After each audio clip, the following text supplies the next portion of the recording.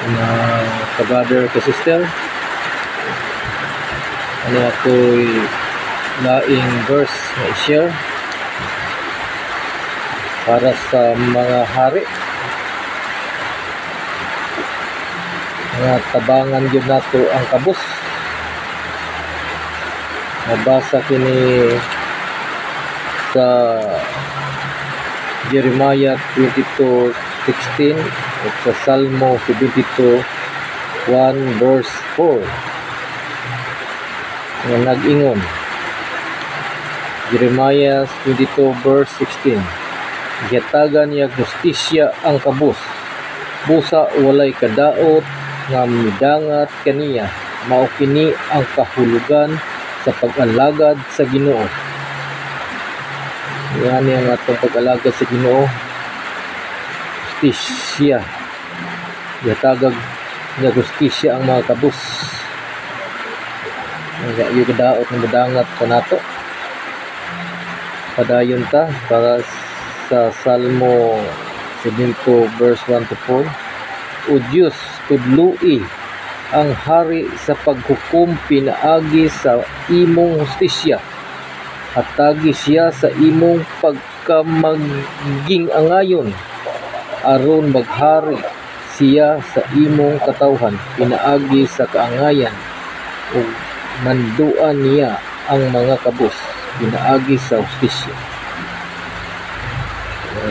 Mauni kini mga ka-brother, kung manduan lang yun sa Diyos ang mga nagdala sa atong gobyerno lagi sa katarong o justisya. Wala gyud kadaot ng budangat sa atong nasod. Wala na yung mga kabus. Subay lang ito sa balaang kasulatan dahil pabiling daghang kabus karon. Tanaw ka sa mga hari karon.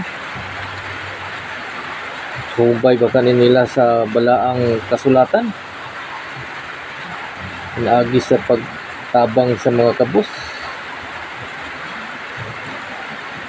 Pinamugod ang kahulugan sa pag-alagad sa Ginoo. Padayon ta.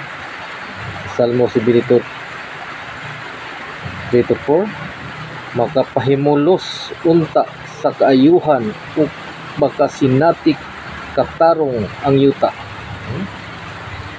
Makapahimulos unta kaayuhan.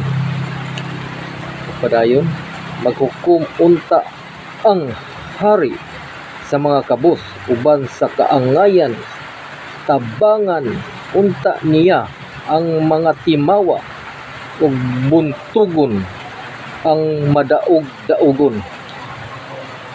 Kini nga hari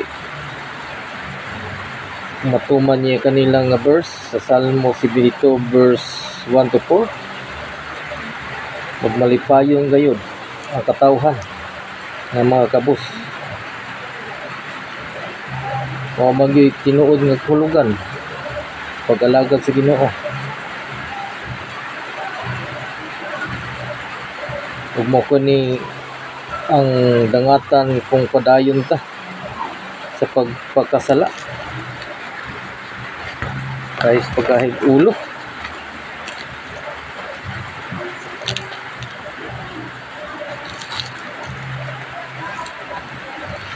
Ingon ang Ginoo padayon ta sa pagpakasala.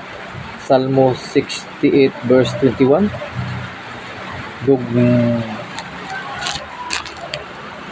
dugmukon sa Dios ang ulo sa iyang mga kaaway, ang ulo ni adtong nagpadayon sa pagpakasala. Dili makiangayon ato ang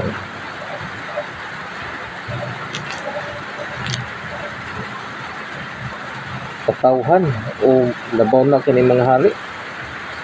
Padayon daing verse sa Jeremiah 23 verse 29, ang akong pulong sama sa kalayo ug sa martilyo nga mudugmok sa mga bato. Ayun ka mga sambingay. Ang sambingay ning bato kitang katawhan. Sa mubo lang mga verse nga ako na kuan mga ka-brother ka sister. Ngawat na po sabtan gid kana to ang pinaka punto gyud sa pagsulbag sa atong mga labaw dinhi babaw sa kalibutan. Ngawat ko masabtan makiangayon gid sa mga tao. Nahon ang kabus. Karon ka nakita na ba nila karon nga mga murag tan-aw na ako murag wa na ni na subay sa balaang kasulatan para sa kuha lang pag-study ng Biblia ug atong matikdan ang palibot sa atong gobyerno nila mga ka-brother ka sister na atong kita hatagan may kita dugang kaalam aron lampos gyud ang atong pagpuyo ibabaw sa kalibutan. Ang pinaka-nindot kayo sa ato ang pagpuyo, ang pinaka mapailubon kaysa Corinto 3:4 ang gugma mapailubon ug maluluyon dili kini masinahon utig panghambog. Kini lang mga ka-brother ka sister na ato mga kadugang kining kaalam ka na po di ibabaw sa yuta sa katawan. Ang mapuyo kita lungtad. Ginoo sa Kristo, salamat kay Ginoo sa imong pulong. Kadugang kani kaalam ka namo aron pagtabang sa mga kabus. Among mga tutukan ngayon aron ang kalibutan puyo nga maginawon ni Ginoo imo man ang tanan. Para sa katawhan o sa paglambok sa kalibutan. Kay imo magining gibilin di alam ka na kining tanan ng Panginoon isa sa Kristo. Amen.